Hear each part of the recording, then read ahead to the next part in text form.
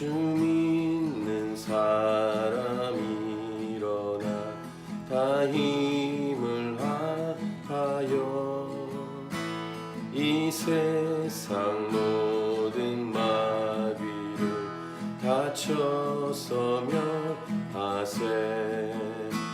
저 앞에 오는 적군을 다 싸워 이겨라. 주 예수 믿는 힘으로 온 세상 이기네. 믿음이 이기네. 믿음이 이기네. 주 예수를 믿음이 온 세상 이기네. 온 인류 마귀 괴율로 큰 죄에 빠지니 진리로 띠를 띠고서 늘 기도 드리세. 참 믿고 의지하면서 겁 없이 나갈 때 주 예수 믿는 힘으로 온 세상 이기네. 믿음이 이기네. 믿음이 이기네. 주 예수를 믿음이 온 세상 이기네. 끝까지 이긴 자에게 흰 옷을 입히고 또 영생 복을 주시니 참 기쁘니 일세. 이 어두운 세상 지나서 저 천성가 도로 주 예수 믿는 힘으로 온 세상 이기네. 믿음이 이기네. 믿음이 이기네. 주 예수를 믿음이 온 세상 이기네.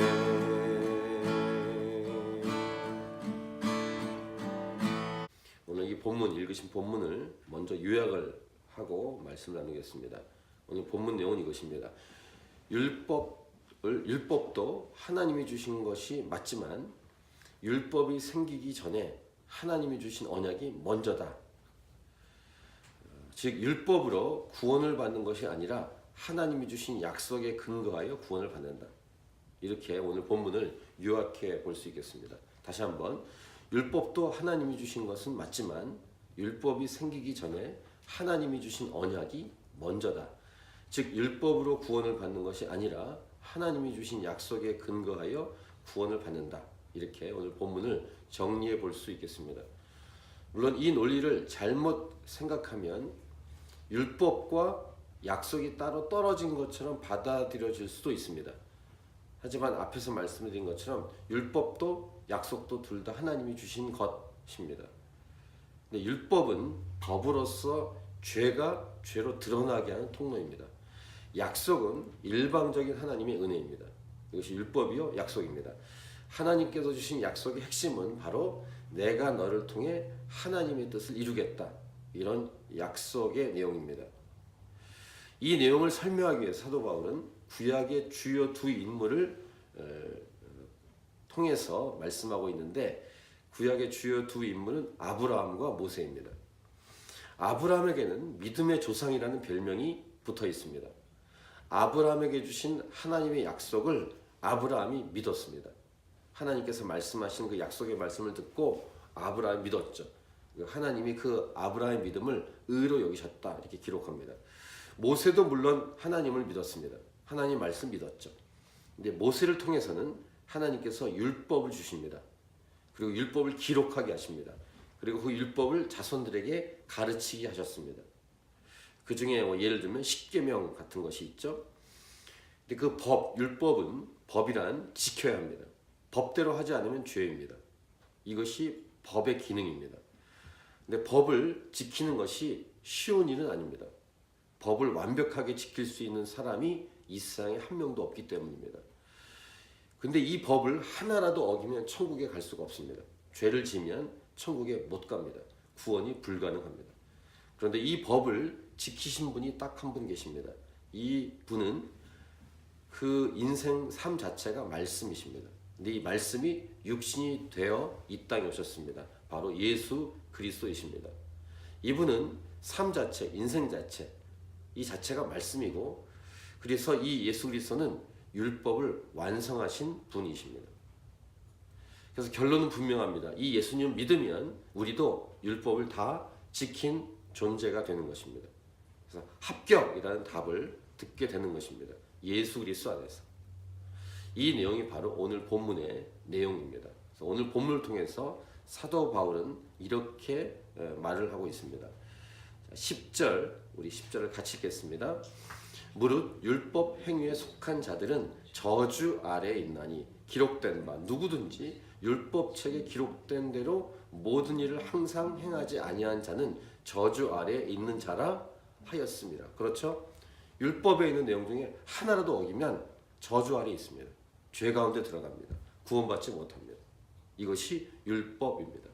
근데 율법이 모세를 통해서 하나님께서 모세를 통해 주셨죠. 근데 그 율법이 오기 전에 아까 말씀드린 것처럼 430년 전에 아브라함에게는 약속을 하셨다. 이런 내용을 오늘 본문에서 말을 했는데, 지금 방금 읽으신 10절의 내용, 기록된 바라고 인용된 것은 구약의 말씀인 신명기 27장 26절의 말씀을 인용한 것입니다. 자, 11절, 또 하나님 앞에서 아무도 율법으로 말미암아 의롭게 되지 못할 것이 분명하니 이는 의인은 믿음으로 살리라 하였습니다. 사도 바울도 분명히 말하고 있습니다. 율법으로 말미암아 의롭게 될 수 있는 사람은 한 명도 없다. 왜냐하면 의인은 믿음으로 살기 때문이다. 그러니까 예수님이 없이 율법으로 말미암아 의롭게 될 수 있는 존재는 아무도 없다는 것을 사도 바울이 분명히 말씀하고 있습니다. 의인은 율법이 아닌 믿음으로 의롭게 되는 것이다. 이 11절에 인용한 구절은 하박국 2장 4절 말씀이죠. 혹시 만약에 율법을 다 행하게 되면 의롭게 되고 구원받게 될 것입니다. 율법을 다 지키면, 만약입니다. 자, 12절 보세요. 율법은 믿음에서 난 것이 아니니 율법을 행하는 자는 그 가운데 살리라. 그렇죠? 율법을 다 행하면 그 가운데서 살게 될 것입니다. 만약에 그렇다면 살게 될 것이다. 자, 이 12절 이 말씀은 레위기 18장 5절을 인용한 것입니다. 말씀을 드린 대로 율법을 다 지켜서 구원을 받을 수 있는 사람은 한 사람도 없기 때문에 하나님은 저와 여러분을 살릴 수 있는 방법, 구원을 할 수 있는 방법을 세우시고 행동하셨는데, 하나님의 방법은, 그러니까 우리를 살릴 수 있는 하나님의 방법은 예수 그리스도이십니다. 어떻게 하셨는가? 예수님은 율법을 다 지킬 수 있는 완전한 분이신데, 이 완전한 분이신 예수님께 저와 여러분의 모든 죄를 다 덮으셨습니다. 우리의 모든 죄를 예수님께 다 넘기셨습니다. 죄가 하나라도 있으면 율법에 의하면 죽어야 합니다. 저주를 받습니다. 우리 모든 죄의 형량을 예수님이 다 받게 하신 것, 이것이 하나님의 방법입니다. 이것이 십자가입니다. 예수님께서 저와 여러분의 죄값을 다 치루었습니다. 십자가에서. 그래서 예수님 믿으면 우리는 자유입니다. 율법에서 자유케 됩니다. 하나님이 선포하십니다. 너희는 의인이다. 살아났다. 구원받을 수 있다. 라고 말씀하시는 것이죠. 자, 13절을 같이 읽겠습니다. 시작. 그리스도께서 우리를 위하여 저주를 받은 바 되사 율법의 저주에서 우리를 속량하셨으니 기록된 바 나무에 달린 자마다 저주 아래에 있는 자라 하였음이라. 그렇죠? 그리스도께서 우리를 위해서 저주를 받으셨다. 율법의 저주에서 우리를 속량하셨다. 지금 13절에 기록된 바 이 내용은 신명기 21장 23절의 인용입니다. 그래서 결과 이제 저주가 아니라 저와 여러분 복이 흘러넘치게 되었습니다. 예수 그리스도 안에서 누구든지 유대인에게만 국한된 게 아니라 어떤 사람이든지 예수 그리스도 안에 있으면 저주가 아닌 축복 가운데 살아갈 수 있게 되었다는 말씀입니다. 그래서 14절 이는 그리스도 예수 안에서 아브라함의 복이 이방인에게 미치게 하고 또 우리로 하여금 믿음으로 말미암아 성령의 약속을 받게 하려 함이라. 이렇게 사도 바울이 말씀하고 있습니다. 예수 그리스도 안에 있으면 아브라함을 통한 아브라함에게 주셨던 복이 우리에게도 흘러온다라는 말씀입니다. 아브라함의 믿음이 나의 믿음이 된다. 아브라함에게 주셨던 복이 나에게 넘친다. 예수 그리스도 안에서. 어제 본문에도 그리스도 예수 안에서, 그리스도 안에서 이런 말씀을 주셨죠. 이 사도 바울은 이렇게 복음에 대해서 구약에 있는 말씀을 인용하면서 복음을 잘 설명해 주고 있습니다. 다시 후반부 내용은 이것입니다. 복음 메시지 중에서 율법과 언약의 관계를 또 설명합니다. 15절 형제들아 내가 사람의 예대로 말하노니 사람의 언약이라도 정한 후에는 아무도 폐하거나 더하거나 하지 못하느니라. 사람의 약속, 사람이 한번 말한 것도 그렇게 함부로 폐할 수 없고 함부로 할 수 없는데 하물며 하나님께서 주신 약속은 어떠하겠느냐, 이런 내용을 얘기하는 것입니다. 자, 16절 같이 읽겠습니다. 16절 시작. 이 약속들은 아브라함과 그 자손에게 말씀하신 것인데 여럿을 가리켜 그 자손들이라 하지 아니하시고 오직 한 사람을 가리켜 네 자손이라 하셨으니 곧 그리스도라. 16절은 이 사도 바울의 뭐라고 할까, 이 성격상 굉장히 디테일한 모습을 볼 수 있는데 처음에는 좀 이해가 안 갈 수 있는데 지금 인용한 말씀은 창세기 13장 15절, 그 다음 창세기 17장 8절입니다. 창세기 13장 15절에 하나님이 아브라함에게 하셨던 말씀이 네 자손에게 라고 표현하고 있고 17장 8절, 창세기 10장 8절에는 네 후손에게 이렇게 쓰고 있는데 각각 이것이 단수입니다. 단수. 복수가 아니라 단수를 쓰고 있습니다. 이것을 사도 바울이 딱 끄집어서 여럿을 가리킨 게 아니라 오직 한 사람을 가리켜 라고 16절에서 표현하고 있는 겁니다. 굉장히 사도 바울의 성격을 이 말씀 묵상하면서 참으로 이 히브리어 원문에 있는 단어의 단수형까지 보면서 설명하는 사도 바울의 설명을 볼 수 있습니다.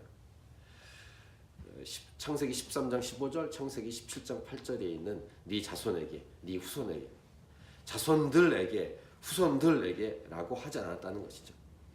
곧 아브라함에게 약속한 그 한 사람이란 바로 예수 그리스도를 가리킨다. 그러니까 신실하신 하나님께서 약속하신 이러한 디테일까지도 하나님께서 아브라함에게 그 당시에 그냥 함부로 이렇게 말씀하신 것이 아니라 다 생각하셔서 하나님이 하나하나 치밀하게 말씀하셨다는 사실을 사도 바울은 이 말씀을 통해서 오늘날 우리에게 복음에 대해 설명하는 것입니다. 단수로 사용해서 말씀한 분명한 이유가 있다는 것이죠. 아브라함 후에 한참 후에 오실 예수님에 대해서 아브라함에게 미리 말씀하신 하나님이십니다. 하나님은 계획하시고 뜻하신 것을 조금이라도 실수나 이렇게 빈틈이 없이 정확하게 하나님의 약속을 이루어 내셨다라는 것도 알 수 있습니다. 17절, 18절. 그래서 이렇게 이제 마무리합니다. 내가 이것을 말하노니 하나님께서 미리 정하신 언약을 430년 후에 생긴 율법이 폐기하지 못하고 그 약속을 헛되게 하지 못하리라. 그러니까 아브라함 다음에 430년 후에 생긴 율법, 즉 모세를 통해서 하나님이 주신 율법이 그 전 아브라함 때 주셨던 언약을 헛되게 할 수 없다. 이렇게 말씀하고 있습니다. 그러니까 하나님이 한 번 하신 말씀은 그때 내가 그렇게 그런 말 했어 라고 이렇게 흐지부지하지 않으시고 한 번 꺼내신 말씀은 반드시 지키시는, 그러니까 허투루 말씀하시는 분이 아니시고 하나님 말씀은 1.1획이라도 반드시 이루어진다는 이런 하나님의 완벽성에 대해서도 우리가 기억할 수 있는데, 이 예수님이 마태복음 5장 18절 산상수훈에서 진실로 너희에게 이르노니 천지가 없어지기 전에는 율법의 1.1획도 결코 없어지지 아니하고 다 이루리라, 이 말씀이 생각이 납니다. 1.1획이라도 한 점이라도, 하나님이 하셨던 말씀의 한 점이라도, 한 획이라도 하나님은 반드시 지키신다. 이분이 우리 하나님이십니다. 그래서 마지막 18절 같이 읽겠습니다. 시작. 만일 그 유업이 율법에서 난 것이면 약속에서 난 것이 아니니라. 그러나 하나님이 약속으로 말미암아 아브라함에게 주신 것이라. 이렇게 구약에 있는 말씀을 하나하나 사용해서 사도 바울은 복음 메시지를 우리에게 알려주고 있습니다. 이 하나님, 신실하신 하나님, 이 신실한 하나님을 신뢰하십시오. 이 신실하신 하나님의 약속을 굳게 붙드십시오. 이것이 승리하는 비결입니다. 왔다 갔다 하지 않으시는, 허투루 말하지 않으시는, 말한 다음에 내가 그런 말을 했냐고 그렇게 거짓말하지 않으시는, 뒤로 빼지 않으시는 하나님. 이 세상의 모든 것들은 그럴 수 있지만 하나님은 반드시 약속을 지키시는 분, 그분이 말씀하시는 것이 바로 성경 말씀이기 때문에 성경에 약속하신 모든 약속, 이 말씀을 붙드는 것이 이 땅을 승리하며 살아가는 비결입니다. 우리는 다른 모든 것들을 이렇게 붙들려고 하지만 그런 것들 말고 오직 하나님 말씀 붙드는 것이 이 땅에서 승리하는 비결이라는 사실. 하나님이 약속하신, 성경에 약속하신 말씀은 거의 다 이루어졌습니다. 그리고 가장 중요한 것 하나가 곧 이루어질 것입니다. 그것은 바로 예수님께서 이 땅에 다시 오신다는 말씀입니다. 이 말씀을 우리는 굳게 믿고 기다리고 있습니다. 지금 우리가 살고 있는 이 시대는 마지막 때입니다. 마지막 때, 예수님이 곧 오실 이 시기에 우리가 살아가고 있는데, 이 남은 마지막 시기를 하나님 말씀, 이 복음 말씀 붙들고 승리하는 저와 여러분이 될 수 있길 바랍니다.